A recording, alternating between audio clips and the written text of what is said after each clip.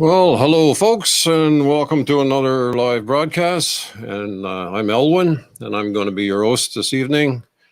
And we have a good complement of people here tonight to talk about the trails. I just want to welcome all those that showed up or signed in or logged in and became a member since the last video. I really want to special welcome you people and participate in the chat tonight. Send a comment in, and it's beneficial because our last segment, which was 2 weeks ago, there was a bunch of people who put their comments in, and they're going to be in for a prize. And we got another draw coming up. We're going to do the draw tonight for the last 2 weeks, and we got another prize coming up, and Jeffrey is going to tell us all about that. So just want to say welcome. We're broadcasting again on Facebook and YouTube.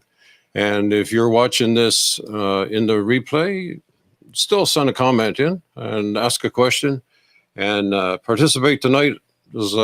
Ask lots of questions. It's going to be interesting. We sat for a little bit the other night, and boy, I tell you, we should have went live then because there was lots of good information that was shared.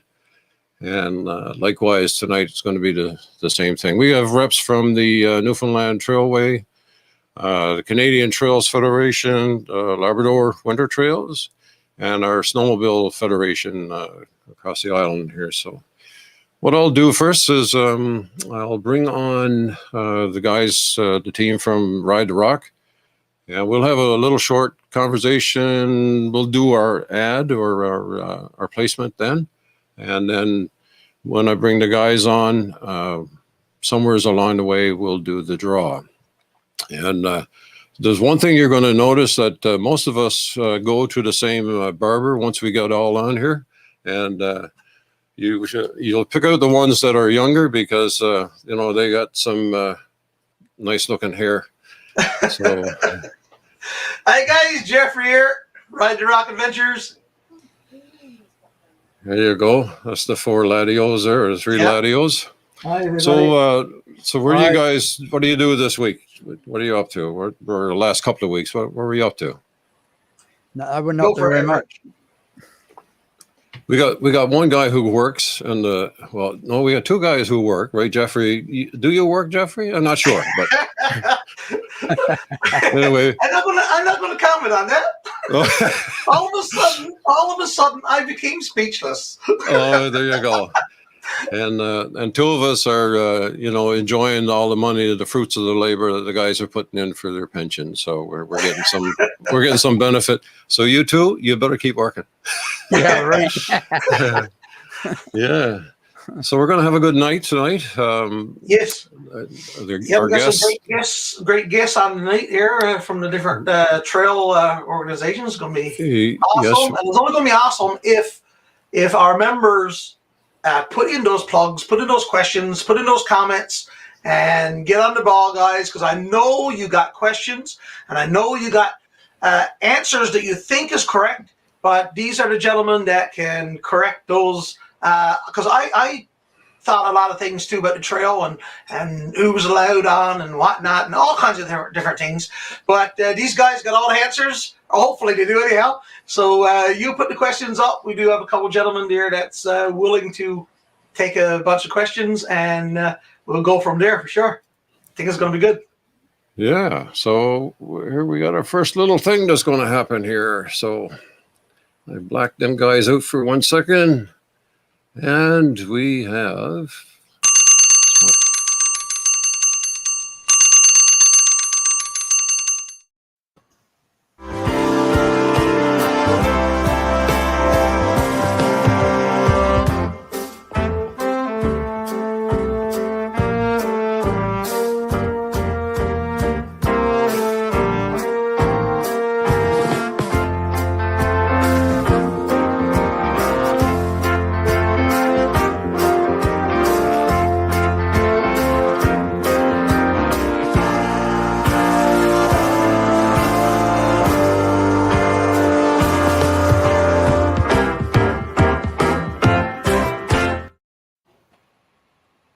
There you go. We had to get that out of the way right at the beginning. And like Jeffrey always says, there's bills that need to be paid and support. And that's how we get some support. So, and some of the gifts that, we're going to give away and that kind of stuff. Now, I'll do one other thing here now while I'm right here before we get too far. And that is to let you know what's going to happen in this coming week here. And I just put this up here for 2 seconds.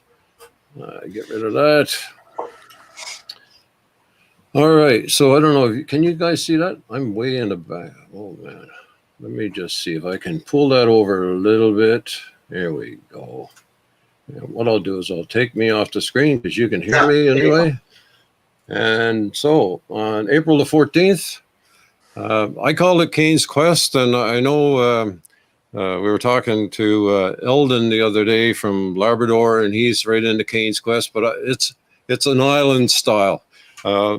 Scott Franklin, he told us a little bit on Ride the Rock about his trip from St. John's to Bombay, I think. And anyway, he's going to come on with a couple of his buddies, and so that's going to be a good show. Like I think they put 800 clicks or something like that, or pretty close to 800 kilometers. And then on the 28th, I said that we'd have an open mic. And the reason why I kind of designated to that, because lots of times we say we're going to bring somebody on and an hour flies by and we never bring nobody on. So we figured the four of us would just come on and we'll open it up to the floor and you guys can come on and show us some pictures and, tell us a story or two, and we'll have some interaction. And then on May the 12th, I asked for this to be interactive. So if you could give us some suggestions of what you'd like to see, and we can go from there. So without further ado, I'll bring the boys back on here. There we go. And let me just get rid of that other one here. Remove from the screen. There we go. Like I said the last time, we got everybody big again. I was used to growing up with a rotary phone, and boy, I'll tell you. It shows. Yeah, I got too many spins going on it. Yeah. So anyway, without too far in the future here, we'll start bringing on some of the guys. And when you come on, we'll give you a chance to say who you are, who you're associated with, and tell us a little. We got a little cracking going on there, and Jamie, you got your mic still muted, I believe. So. Okay. Yeah, so like I said, there's some technical. Just before we started live here, I had to reboot my computer because I had a sentence finished, and then 2 seconds later, the video started coming through. So technical problems always happen. So anyway, we'll start with you, Craig, and tell us about yourself and who you represent. Yeah, my name's Craig Mason. I'm actually live over on the west coast in Stephenville area. I'm on here tonight to represent the Newfoundland Snowmobile Federation. I'm a director on the NLSF board, as well as I also am the president of the local Bay St. George Club here. And I'm also sitting on the chair of the ATV committee within the NLSF that's looking at branching out and getting more involved in the ATV side of the industry. Oh, good. Wonderful. Good. And Rick, I think maybe let's see, here we go. I took them right off altogether. Rick, I think maybe some of the cracking might be coming from your mic. I'm not 100% sure, but I just use an iPhone, no microphone, just a built-in microphone. So. It's an iPhone. There you go. It's not an Android. Okay, tell us about who you are and what you represent. And okay, well, I'm Rick Nosely, and I'm the president of Newfoundland Trail Council, which I guess that's who I'm speaking on behalf of tonight. But I'm also president of Avalon Trailways, and I'm the vice president of the Canadian Quad Council. Oh, good. Glad you're on. And we got Greg here. Oh, look, I removed him again, man. I'll get you up there, Greg. There we go. Evening. My name is Greg Wheeler. I'm the president of Grand River Snowmobile Club up here in Goose Bay, Labrador, and I'm also the chair of Labrador Winter Trails. Cool. And well, I won't remove you, Jamie. I'll put you on. There we go. That's easy. That's better. Yeah. I'm Jamie Warren. In my day job, I'm the executive director for the Newfoundland Trailway Council, but on my volunteer level, I'm the vice president for the Canadian Trails Federation across the country. Maybe we can get into some more details later if you want, or I can do it now. It's up to you guys. No, we'll get into it a little bit. Perfect. Good.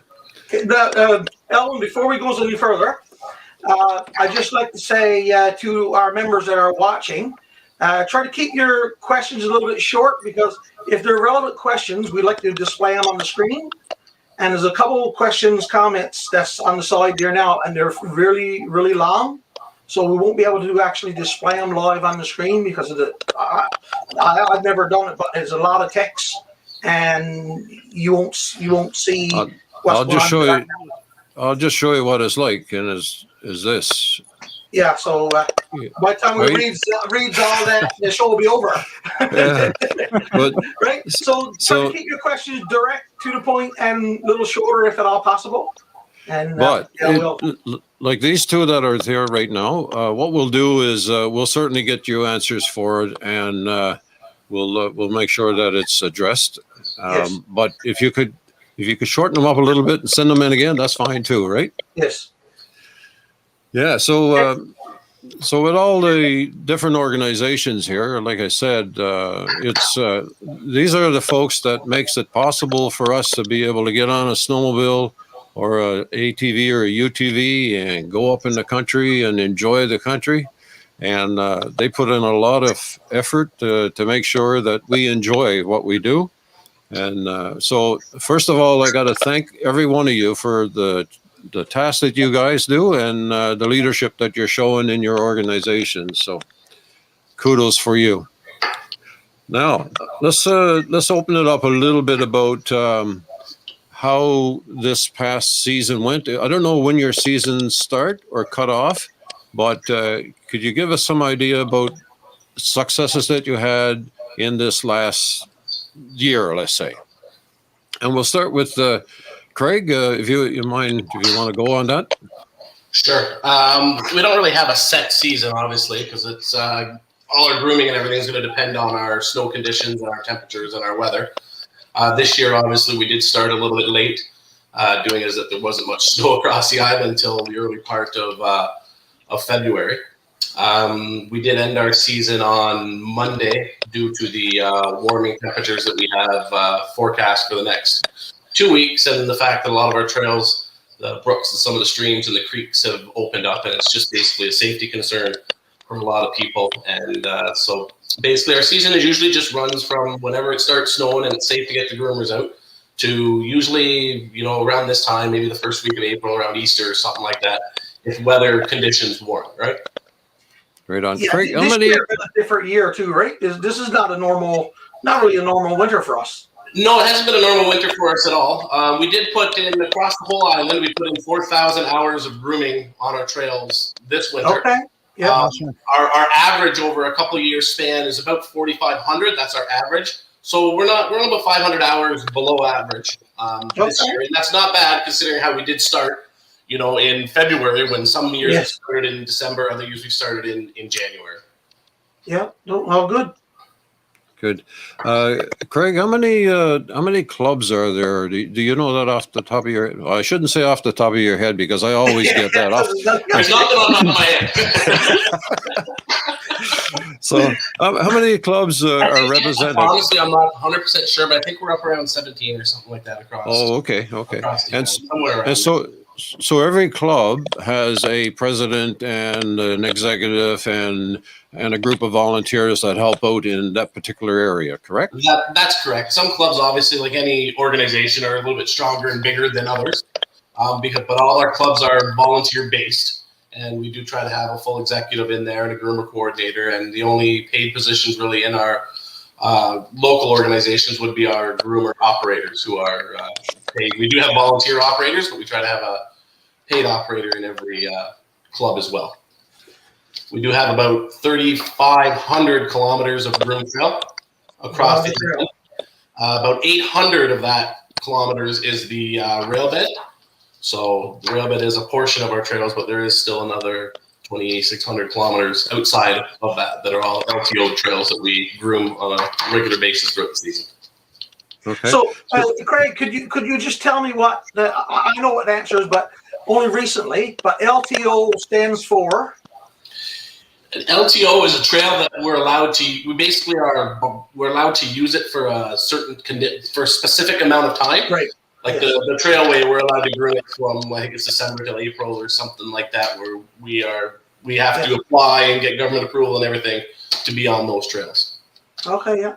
Yeah, we're not. Our insurance doesn't allow us to groom anything that's not LTO registered trail. Yeah. So that's what license to operate is it? Yeah. Yeah. So if it's not an LTO trail, then we're not allowed to groom it due to our insurance reasonings, which is why any new trails or anything that any club ever wants, they have to go through the proper process and get those trails LTO. We can't just start driving a groomer and take it, right? Right on. Yeah. Okay. Oh, good. That's good. So you got a little compliment here from Joey there. Yeah. Craig, can you guys see the comments on the side or not? Yes, I can. Oh, okay. Good. All right. So I had another question come in there a second ago to Craig. So your groomer operators, are they paid or are they volunteered or? Most of our operators, every club has a paid operator. However, some clubs do have volunteer operators as well. Now, even our volunteer operators, they have to be properly licensed and everything for insurance reasons, and they have to have their first aid, and they have to have the traction license and all that. But we do have volunteers and we do have paid operators. The majority of the work is done by paid operators across the island. Okay, good. So Jeffrey, you're going to be putting the text up or what? Yeah, just getting them through them. Yeah. Yeah, because last time I put them up, we were in sync. So I'll leave that to you. I'll leave that to you. So yeah, I did notice a question on the side there from Rob and Denise Perry. Yes. That came in around 7:40 regarding alders and vegetation control along the trailway. Just to touch base on that, the NLSF, we are aware that the alders are growing in on the trailway and some of our other trails. Over the last year and a half, 2 years, we have worked on different remedies for that. We have purchased equipment. This past year, we purchased a front-end loader that has an articulating blade on it that can go down the rail bed in the summertime when there is no snow on the trail, so we can get a better cut on the alders. And it articulates down, and it will cut off the alders on both. We can do both sides of the trails, up one way, back the other way. We did that out in a couple areas this year. We are working with Trailway to try to get it feasible for it to work. We're just working the bugs out of the whole system and everything right now. We did do part of the spur line in Stephenville, and it worked out awesome. We were able to get the trail even wider with the groomer this year, being that we had the alders and everything all cut down. Does leave a little bit of a mess behind, there's no doubt about it. So it takes volunteers to go out afterwards and take all that brush and clear it all off and out of the way. But I did some. We are working on it. we are well aware of it, and we agree that it needs to be done, and we have invested in the equipment and stuff to try to move that whole process forward. Okay. And one thing that Robin just mentioned was about the tourism, and this whole setup that we got with Ride the Rock and this talk show is we're wanting to encourage tourism, and there's a lot of folks that watch this on the reruns because they're all out west or in Ontario, and they're former Newfoundlanders. Actually, there's people in Nova Scotia that would like to come and run our trail system. And in a little while, I'll put up a map and just show all the trail systems that's around. And I don't believe that they're all on the map. So, but anyway. So you mentioned about the trailways, so that's a little bit of a segue into to Rick. and you can tell us about what you guys have been engaged with in this last year, let's say. Well, I'm glad you guys can hear me all right now. Everything good? Yep. Yeah. Excellent. Well, I'm glad you mentioned alders because alders, if we could all grow our hair and our lawns as quick as alders grow, we'd be great. And of course, it's a big challenge for trailways as well. Jamie and I have many a conversation with it. I know the Snowmobile Federation are doing it. We've been working on doing it, trying to get the right solution, trying to do it properly. Like, alders, to the unseen eye and just to the inexperienced people, you think it's just a matter of going in and cutting the alders. And of course, the Snowmobile Federation has the problem of if they cut alders in the wintertime, they leave spikes in the summertime. So, that's a problem that they do well in addressing, but, they can't cut in the wintertime like it would be perfect if you could go with your groomer and cut the alders at the same time. So, that's a problem. Alders grow back, which is a problem. So, that's a big thing, a big part of what we do. This year, we've been very successful with a bridge replacement project. Took up a lot of our time. COVID certainly slowed it down. We'll be finishing a big part of it, or the back part of it, in the spring, hoping for a phase 2. It's been a challenge. We started out with very expensive to do in the beginning. We're looking at, we budgeted at about $1,000 per meter to do the bridge to the standard that we're required to do on the trailway. Along came the COVID issue and lumber costs, and right now we're in the vicinity of about $1,300 per meter. And Wow. that's as you can appreciate, that's a lot of coin when we got closing in on 3 kilometers of bridging. So it's a challenge, always been a challenge. And then throw in the fact this year, Mother Nature and beavers have created a lot of headaches. We've had some washouts, weather related, beaver related, and it seems like we're like just putting our fingers in the dike trying to stop it. We get one washout done, we sit back, we're proud, and then we get another rain event, and it's another one and another one. Hopefully that won't repeat. We're trying to do it in a rather be proactive than reactive. Trying to get some beaver strapped, trying to identify problems, but identifying problems, having the money to fix the problems, having the resources, it certainly, there's always balls in the air, and I guess that's just the nature of being in the trail business. Yeah. So on the resources end, like who do you rely on to help out? Is it volunteers in from the Snowmobile Association clubs or what? They've been helpful. There's no question about it. Government has been doing great. When we can get people out, we've been hiring contractors to do the work.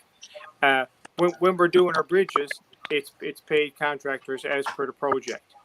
Oh, okay. Good. And so there's the Trailways and then the Snowmobile Association on the island, and down in Labrador, Greg, you don't have the luxury of having a railroad bed that you can rely on. And so tell us, first of all, give us a little history on how that took place. Like there's a bit of a separation, like you were on there a couple of weeks ago with us, and it's kind of news to us that, there's trails in Labrador. And now I knew that there was trails down there, but we don't hear much about it. And so tell us about the Labrador winter trails. Labrador Winter Trails was started about 1998. At the time, there was 4 clubs: Grand River Snow Club in Goose Bay, White Wolf Snow Club in Lab City, and the Bass Whalers down on the south coast. There was also a snow club started in Churchill Falls, but that's since closed because of the Churchill Falls is a mining town, so they didn't really have the volunteer support and stuff there to maintain it. But altogether, Goose Bay, the Grand River has about 350 kilometer trails. White Wolf has just over 500. Bass Whalers, I think it's somewhere between 200 and 300 kilometers of trails. No, that's quite a bit, actually. Our season normally starts right around Christmas. Yeah, it's not too bad. There was a trail leaking Goose Bay and Lab City, but it's a lot of rough terrain between us and Churchill Falls, and it was just not feasible to maintain. So we basically right now Goose Bay grooms out so far as Lower Brook, which is about 50, 60 kilometers up the road. White Wolf grooms back down towards Churchill, almost to Esker, which is a couple hundred kilometers. And the Bass Whalers, they maintain the trail network between the small towns down on the South Coast. Okay. Our season normally starts around Christmas time, just before. There's been a few seasons where we start around November, and our groomer was out today. Oh. So you didn't. You're still. The trails around town now. This weather system we got coming out. Yeah. What's that? I said, so you guys are still active with the grooming and all that's going on, eh? Now, Gregory? Yeah, we're trying to maintain our trails around town and stuff so people can get down the Great. We've got this big system coming up now this weekend that's going to be above zero temperatures and looks like some wet snow and rain. So we're getting pretty close to the end of our season here now. Yeah. So, as the Labrador Trails Association, do you guys, like all the different clubs, feed into that organization, or do you meet and say you sit and discuss what's happening in the Labrador, the White Wolf, or in your area? Do you guys like have a meeting a year to discuss that, or what? Or is it how does that work? Yeah, but all three clubs kind of operate on their own. We all have our own executive and volunteers. White Wolf is the only club that actually has paid operators. The Grand River and Bass Whalers operate totally on volunteer drivers operators. Once or twice a year, the three clubs they get together and have a talk about how their season is going and any problems, any issues. We kind of share knowledge on the snow and conditions coming, because usually the storms hit Lab City before they hit us. So we kind of collaborate on keeping everybody's groomers operating. We kind of collaborate on different issues too, right? Yeah. Now, do you? How much contact do you have with Rick and Craig? Do you guys meet a year or meet once a year, or do you guys collaborate on, from the island to Labrador, or do you just kind of keep things separate? First time meeting them. Oh, yeah. Okay. We work at the executive level. We work a lot with Snowmobile Federation and the island, but certainly not in Labrador. So pleased to meet you. No. Yes, sir. Same to you. This was all a reunion thing we're trying to get going here. Yeah. We all met in the barber shop. Yeah, there you go. We all met in the barber shop. Right. Right on. Maybe we should be getting together and talking about some of the things. We've all had the similar issues with brush cutting on the trails, and one of our volunteers just found this thing a company in Quebec makes. It's an attachment to put on the front of the groomer. It has 6 blades. It raises vertically and cuts the brush along the trail. So we're looking at pursuing something along that line. Yeah, that'd be a good thing, because collaboration and learning, and like what's good for you, what's not good for us, and that kind of stuff. That works, So. Yeah, we've got some of those blades on the front of groomers that you're talking about. I would recommend that you give our office a call on Monday and maybe have a little chat with the guys in the office. Just they can probably give you a lot more hands-on experience with it, because I know we have used them this winter, and go from there. I know we haven't had luck with them, but I don't know what model you're looking at, what model they're using, but it'd be worth you giving them a call.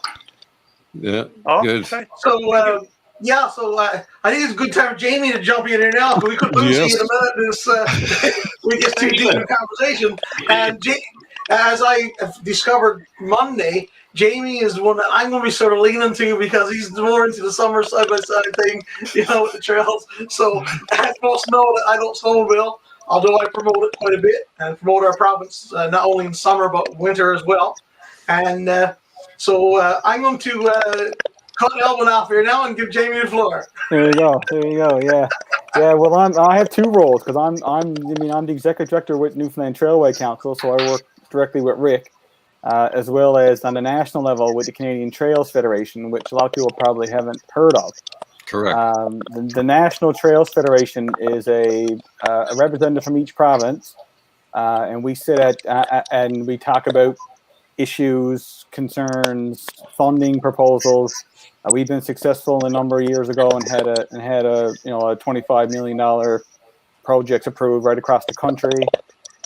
We talk about issues around how are other people dealing with brush. Is there any potential to spray? How do you cut them? When's the best time to cut them? So, because we're not the only one with an abandoned rail line in the country.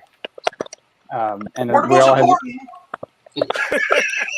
Well, it might be a longer stretch for a bit, but yeah, so we're all dealing with the same kind of issues. So we're just looking at talking about other issues with across the country around what other people have to deal with, and how do we work with that stuff, right?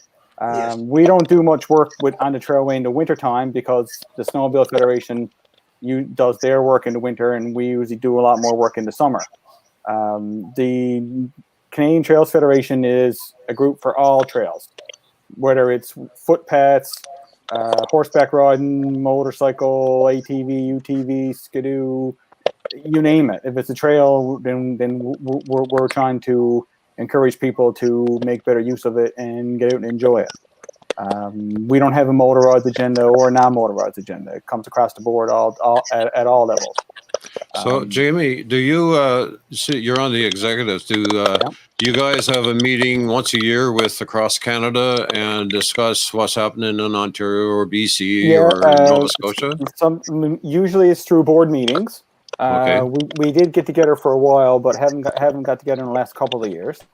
But we're lobbying, directly into Ottawa, looking for, a bigger national pot of funds that gets divided up amongst all the provinces to work together to do trails. I think 4 years ago we had a pot of funds, the Snowmobile Club, myself, and I think Rick sat on the committee, and we divided up trails for a third went non-motorized, a third went motorized, and a third went mixed, which is non-motorized and motorized, right? Monday night when we were chatting, you mentioned something about different classifications of these trails, because they're motorized or multiple. Yeah. Well, in our world, a red trail would be a motorized trail, and a green trail would be a non-motorized trail, and a yellow trail would contain both. So that's highlighted on your map, isn't it? Well, in our maps, and yeah. Oh. Yeah, depending on your lines, because the standards are different according to what uses the trail, of course, right?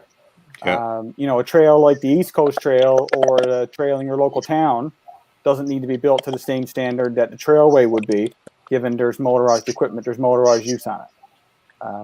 Like alders are not an issue for a hiker, as they are for a snowmobiler or an ATVer. So in our world it does matter. Right now there are some green sections of the trailway, like St. John's, the Mount Pearl, part of CBS, but then the rest would be into your mixed trail use, right? Yeah. Yep. Yeah. That's one of the things that drives our cost up so much too, is that we have to accommodate everybody, and even like when it comes to building a bridge, we have to keep in mind that there could be a horse going over the bridge, a cyclist, a hiker, an ATV, and a snowmobile. So it certainly changes things here, and it makes it, I guess, being a provincial park and the standards, it certainly makes it very expensive to do what we need to do. Yes. Yeah, Rick, as you spoke, Dean, it sort of reminded me of what I heard Monday night, that the decking of these bridges, depending on its use, is decked differently. Yes, Correct. and for sure, we have to do it so that, like, I guess a horse can't step through it, or a cyclist don't get caught in the ruts. Where the snowmobile guys, they build theirs a bit different, so the skis go through it and the groomer. So it's all different ways to do it, and we look at things different. Like we do things different. Even like I said, the way we look at alders, and I think I made the comment on Monday night. It's we're both on the trail, we're all on the trails, but it's almost like we talk about water, where a skater uses water one way and a swimmer uses the water the other way. And when you're really down, you're looking at it. We approach things on the trail different, and how we got to do things at different standards. So it's not always red trail, green trail, yellow trail. It's always been a mix for us. Okay. Our bridge building on a trailway, we use full 3-inch eastern hemlock lumber, which should last 20 years. That's kind of the general lines. Yeah.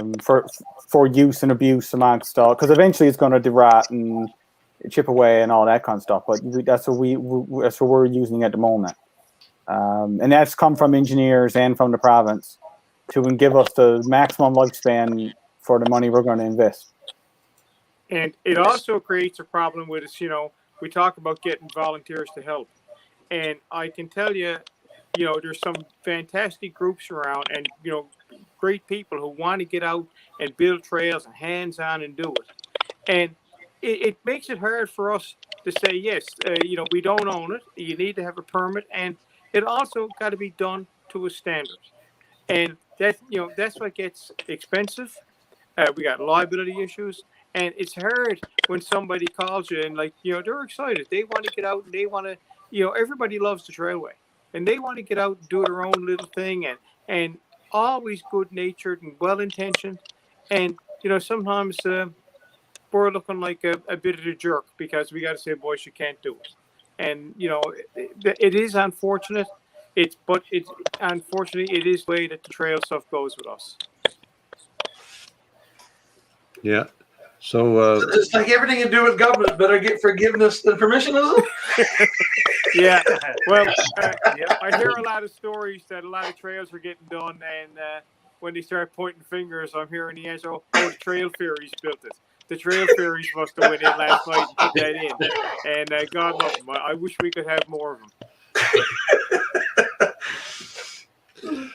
So I'm going to pause. We have issues with beavers sometimes. Yeah, we have issues in some places with beavers, and then they kind of disappear in the fall. Yeah. Okay, I'm going to pause for a second.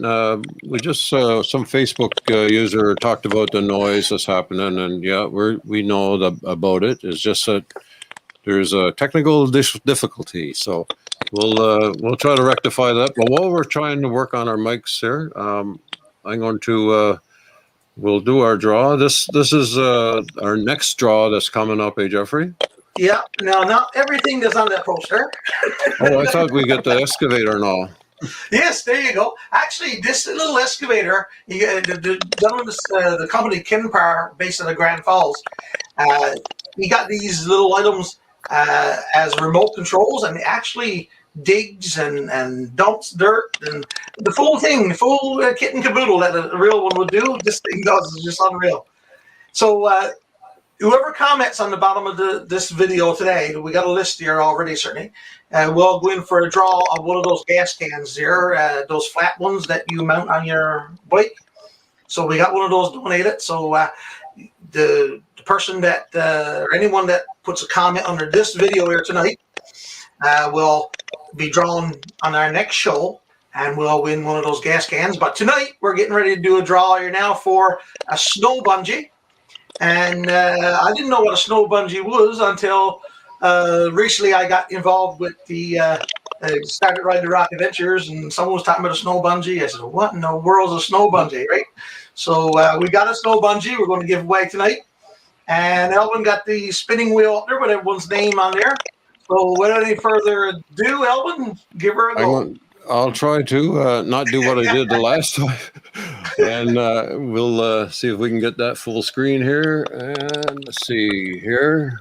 And There you go. give her a spin. Here we go. Round and round she goes. Where she stops, nobody knows. knows.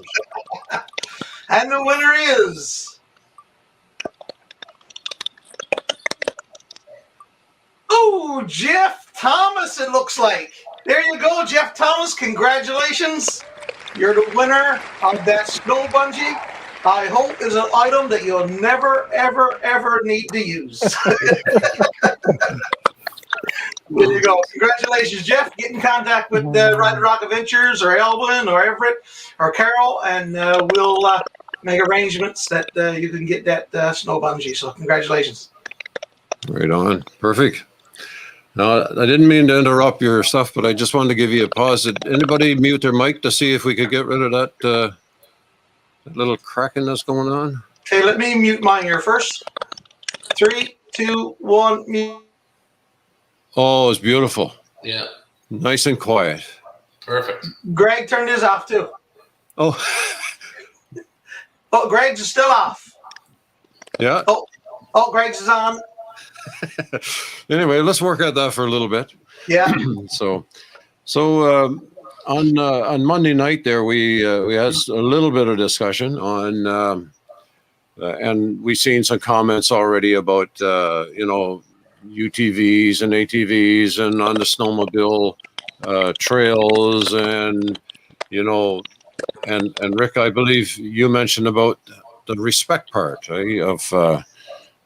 of being on the trails, and it doesn't matter. Like if a groomer is going on a trail, my brother-in-law told me about. He's seen some, these like the spin outs that guys are doing with the 3-inch paddles right after the groomer has passed, and is just the respect part is not there, and we got people like was on here tonight that are coming in from Nova Scotia. They like to take their sleds and go for a run, and even some guys from a different area. Like I was up on the trail a couple of 3 weeks ago, and I met this couple, and COVID allowed them to come out, and they were going out, husband and wife, and the first time they were on the trail, and it was groomed a day prior, and the trails were just beautiful.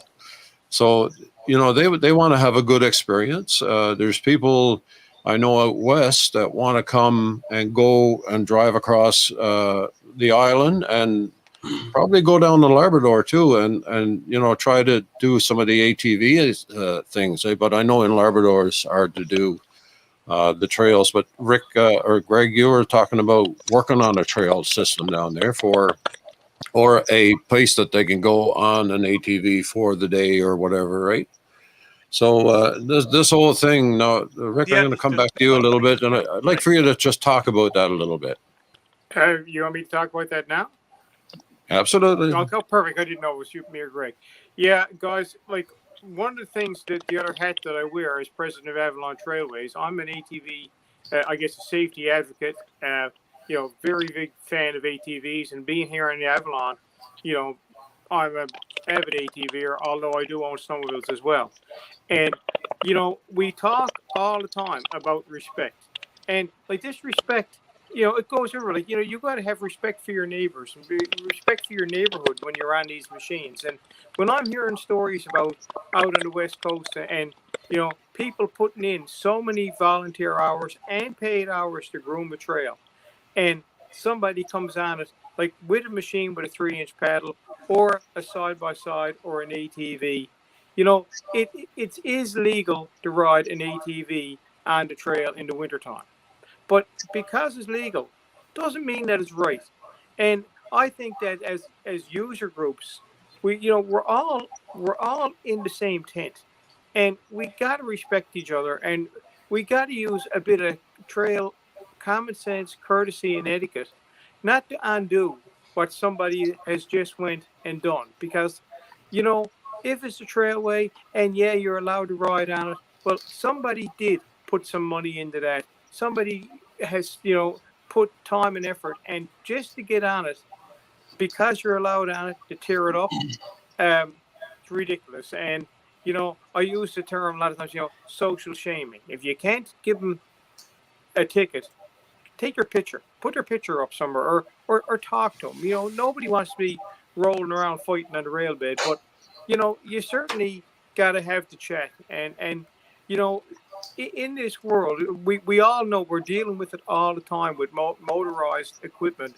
There's always conflict between motorized and hiking and stuff like that, and we certainly don't need it motorized amongst motorized, and we certainly got to respect what people are doing on the trails, and use this good common sense judgment and courtesy so that we're not destroying what people are doing. Yeah, well said. Yeah. Sorry there, Elwin, but Rick, yeah, that's great comments there. And just want to say there's one gentleman that just commented there that he's from out of the province, and he owns the group site Crossing Newfoundland by ATV. Yeah. Patrick here, and he's done wonders for our trails as well. Certainly, he got all kinds of plans that if people want to go on to his site and check it out, and if they're planning on a destination across Newfoundland, he's the guy who got all the legwork already done. And I hope he'll come on the show one of these nights and talk to us about his trips across the island. And he's there from Nova Scotia. He come on last week. I didn't recognize his name at the time, but I told him to put a plug in for him if I ever sees him there again. So thanks, Rick, for that comment. And guys, thank you, and thanks for what you guys do too. Ride the Rock has been like, I get a lot of calls, people coming across, once again in my ATV world, coming across, and I hear an awful lot, I was talking to the guys at Ride the Rock, or I saw this on Ride the Rock, can you confirm this and that? So guys, thank you too, from an ATV point and from Trailways as well. You guys have been very big ambassadors for us, and we really appreciate it. Thank you. Yeah, that's the whole purpose behind all this is to make what we got here an attraction for everybody. So what's this? Crossing Newfoundland by an ATV Facebook is another good website. Yeah, that's the guy I was just talking about, actually. Oh, this is not the guy, but he's just put it up there as a comment. No, he's talking about Rick. What Rick did, Yes, right? he's talking about Patrick. Yeah. Yeah, good. What did I say? Rick, Patrick, sorry. Yeah, so you want to make another comment or two? Like we try to keep this to about an hour, and if there's some more questions in the chat there that you want to address, because you all see it, and you can have at her.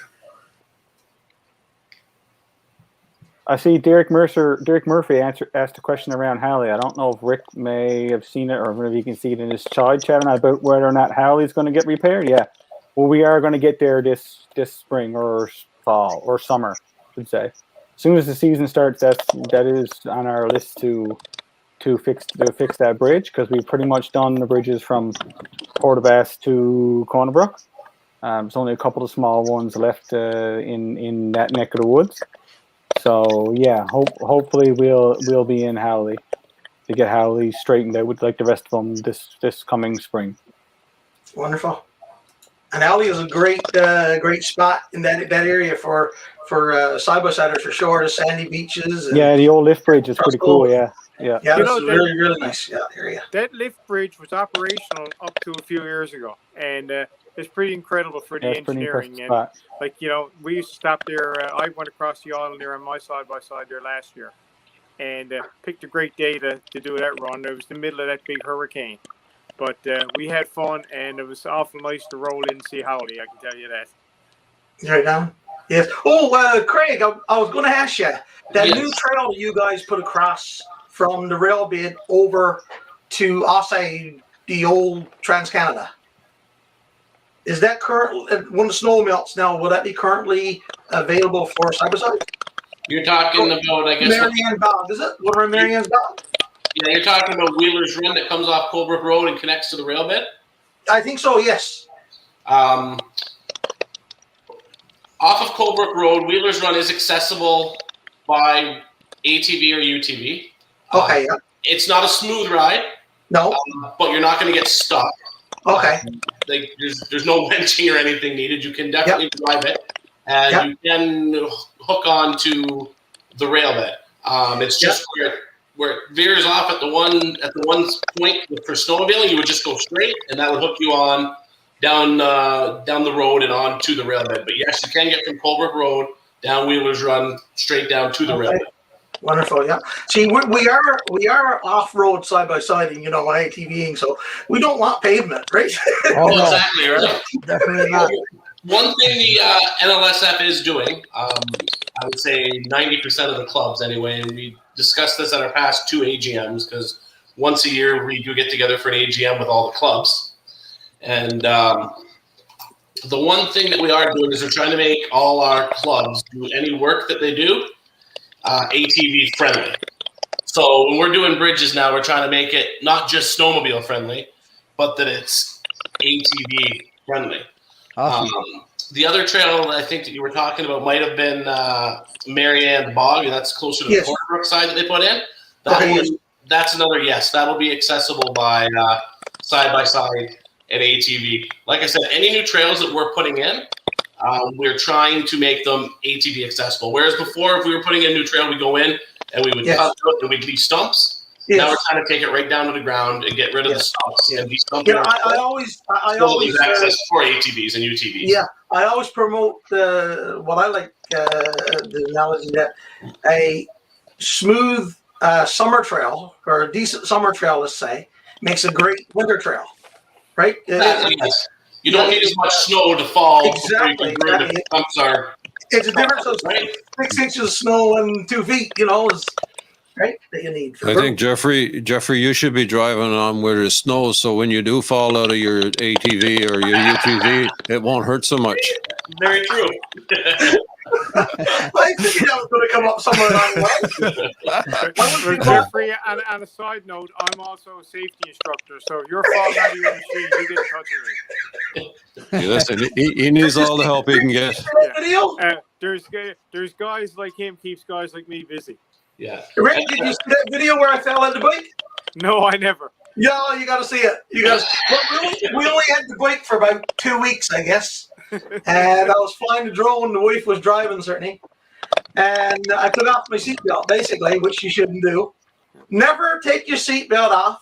And this little plastic clip that's on that used to be on those doors, those mesh doors, that can't take my weight, right? I should know the difference. I hope Jolene Garland is not listening tonight. I just heard distracted driving and driving without your seatbelt. So you can be getting the mail. There was a question there on the side about I didn't hear conversations about signage. So I just want to touch base on that really quick. For the last 2 years, the NLSF has started to put a push on signage. Actually, one time when Rick was here from Nova Scotia, I met with him at Dune Lodge, and that was one of his main concerns crossing the island as well was signage. Yeah. So the NLSF actually has put in a policy about 2 years ago where they're doing a 50-50 cost sharing up to, I believe it's $2,000 on signage for the snowmobile clubs to put up signage. So basically, if you put $1,000 worth of signs, the NLSF's giving the club $500 towards that. So it's splitting the cost. I know many snowmobile clubs across the entire island have really stepped up their game in putting up signage, right from Stephenville, Cornerbrook, Deer Lake, right across to Clarenville. St. Anthony's got awesome signage up there as well. So we're really trying to step it up on signage, and the new signage is also directional signage. So it has arrows. We're trying to get kilometers on there so that people that do come from out of province for tourism know where they're going. It's great for us to ride the trails constantly all the time. We know where to go. Half of us can do it when we're blindfolded. But some of these people that come over here and trying to get the tourist people to come over here and spend their money and have a good time, we definitely are trying to step up our game on signage. It's definitely a priority for us anyway. Excellent. So, Greg, what do you do down in Labrador or up in Labrador? How's your signage there?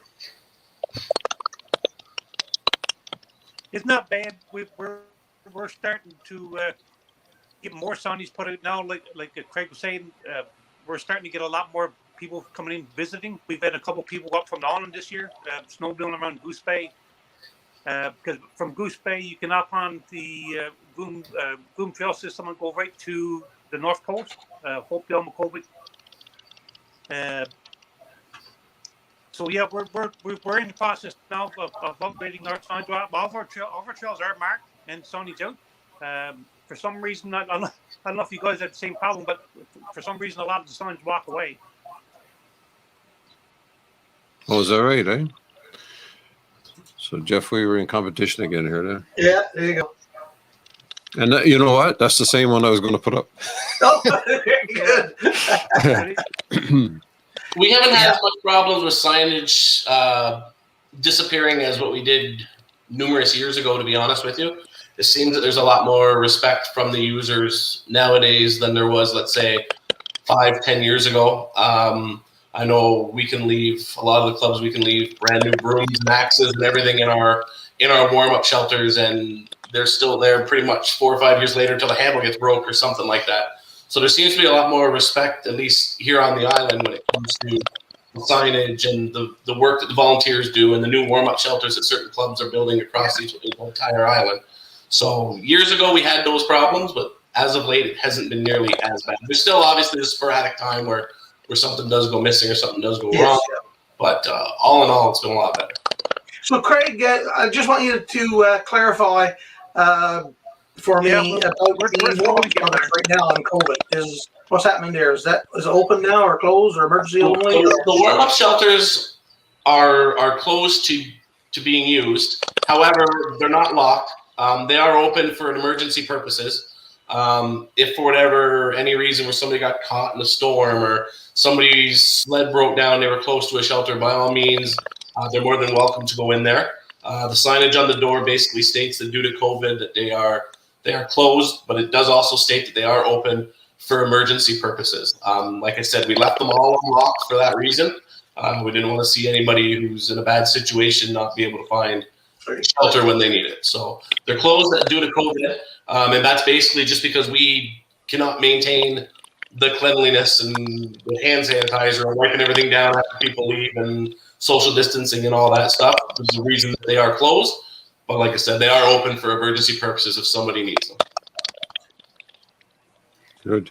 There was a question that I saw something to do. With all of ours. Say what? Oh, okay. There was a question that was something to do with crossing the Humber. Oh, yeah. You guys see that question? That would probably come from Rick or Jamie there. I don't know. Well, of course, right now the trail is interrupted there because of, my God, back in, I guess, the late 80s when the 4-lane highway went through. And it's always been an issue trying to get something done. A great move by Corner Brook, opening up Corner Brook to get into Corner Brook, but getting out of Corner Brook is still a problem. And I guess for the locals who know the trail, it's not that big a problem. But once again, coming across and not knowing the area, a lot of us are still having to rely on someone like Conway's Towing or something to get us in there. And I've also heard, and guys, you can correct me if I'm wrong in this, because I met a guy last year when I was coming across, and they said, you come down and to get through Corner Brook and to pick up the trail again. He said he did it the year before, and he had no problem. But he went back this year to go on the same route, and where they were doing some, I guess, woods operations in there, cutting a lot of trees, the geography changed. There's a few roads that were new, and other roads were decommissioned, and he got lost. And I guess that's just the nature of when you're ATV in a woodlot area. But I don't know how easy it is to get around that now. I don't know if that was the question or not, but like I said, I know a lot of people are talking to me. They're still trying to figure out how to get through Corner Brook or get around Corner Brook. That's right. Yeah. Yeah. Well, Colin, we're at the 1 hour mark. Yes. And, and I'm just wondering now if we could just give each of our guests a 2-minute closing remarks, and we could caller a night. And guys, before we do that, Yeah. Carol and Everett, if you want to Yes. ask a question, or because Jeff and I, we just kind of back and forth, right? So, so you want to, No, you got some I'm comments? actually, no, I'm actually good. I just enjoyed what the boys were talking about there, and a lot of questions were answered. So no, it's great, and I certainly appreciate their for showing up here tonight. No, I got nothing either. And it's great information, and it's a nice show. And thanks for showing up and supporting Ride the Rock. Yeah, and guys that's on here, and you're watching this later, make sure you put your questions in or your comments in, whether it's on YouTube or on Ride the Rock. Just send the questions in, and we'll the boys will be watching it, so we'll try to get an answer for you and have at her. So now, Jeffrey, we can do what you suggested. there you go. Just a minute now, Jeffrey. Yeah. Before you get in, letting the rest of the boys have their word, I'm going to sign off here now. Okay. All right, Carol. Okay. Carol's an early riser. Yeah. We'll talk to you later. Right on. Okay, thanks, Carol. Yeah. Yeah. Bye-bye. All right, there we go. So I guess we can let's start off with Jamie here. Jamie's been a little bit quiet tonight. There you go. Yeah. Listening. No. Just I guess, but I'll just make one other point that probably people don't realize is the Trailway Council. The Trailway is part of the Trans-Canada Trail, which is part of the national network of trails that go from coast to coast to coast. So it is bigger than what we think in terms of all of that, right? I know the Trans-Canada Trail wasn't talked about. And also there are a lot of people who choose non-motorized methods. I know there's a motorized event, but so if you're out there, keep in mind there's going to be fat bikers, hikers, walkers, horseback riders in some cases. So again, it comes back to the respect piece. And there are other people who are slower than you on the trail. Just as a point of interest, that I know it's bicycle tourism is just as good as ATV tourism if we're coming over here and staying in hotels and spending money as you did at Yeah, for sure. So no, that's all pretty much all I wanted to say. And thanks for the opportunity. It's always nice to get in a different environment and for kind of chats and have a discussion for sure. Sure, yeah. Cool. Thanks for coming. We'll do this again sometime. Yeah, I absolutely. just have one comment for Craig. Yeah. Craig, you mentioned warm-up shelters not being open. I visited in the last 2 weeks. I visited 4 or 5 different shelters in this area. Yep. And not one of them have had any indication that they're closed. There's no signage. I know that we did put signage on all of them. Whether or not that signage stayed on them or not, it was taped on the doors. I know for a fact that some did have them removed by riders, or some could have got blown off in the weather or whatever. But we did have postings up on the doors. But I have heard that some of them have either been removed or have fallen off since they were placed at the beginning of the season. Okay. Good. Yeah, but we did have it up on the NLSF had it up on our Facebook page, on our website. It was all the clubs had it posted on their Facebook pages and websites as well. Okay, thank you. But we didn't have anybody out there, obviously, to enforce it and stuff like that. But yeah, we're just trying to rely on people. That's all. Yeah, good. You want me to do my closing remarks now? Yeah, sure, go for it. I figured since I was already going. I just want to thank you guys for having the NLSF out here, and I had a good time. Thank you for everything you guys do with Ride the Rock. You guys got a great Facebook page going, lots of information and stuff for people who are traveling around on ATV and side-by-side. I also just wanted to say thanks to all the snowmobile clubs across the island for the work they did over this past winter.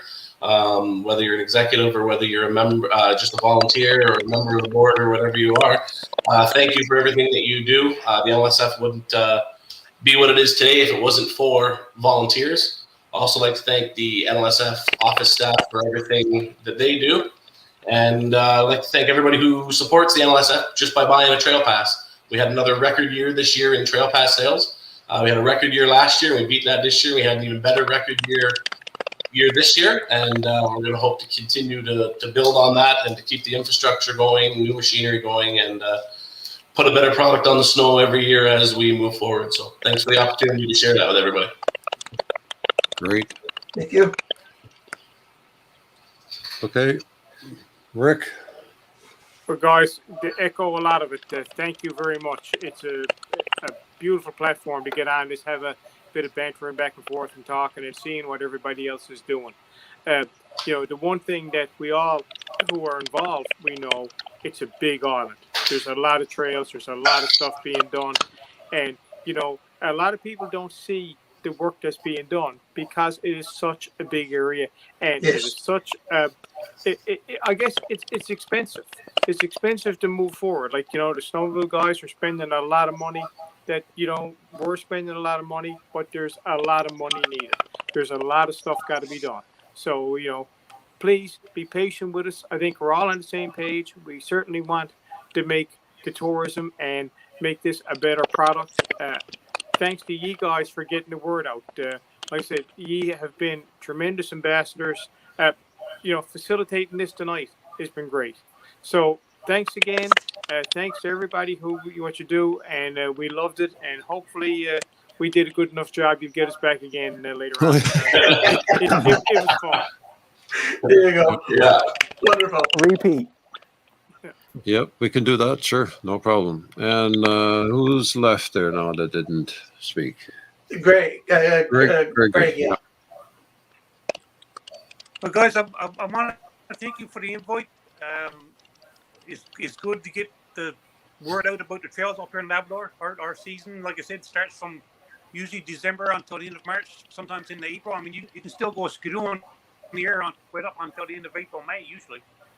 The next couple of years, our highway going south is going to be finished paved, so we're hoping to see a lot more traffic come up from the island. And I'd like to see more people come up. I'd enjoy the trails. As was already pointed out, I mean, we all survive on Trail Pass South, so I want to thank everybody that's out buying and supporting all the clubs in Labrador and on Island. Perfect. And hopefully we can get back and do this again in maybe next fall. Yes, absolutely. Okay. So with that, I'm going to wrap it up and say really appreciated our guests come on tonight, and this was interesting. Let us know, like I said, in May what you'd like to see again. If maybe we'll get some of the guys back again to explain something else, but just let us know, and we'll try to accommodate where we can. Anyway, good night and happy trails.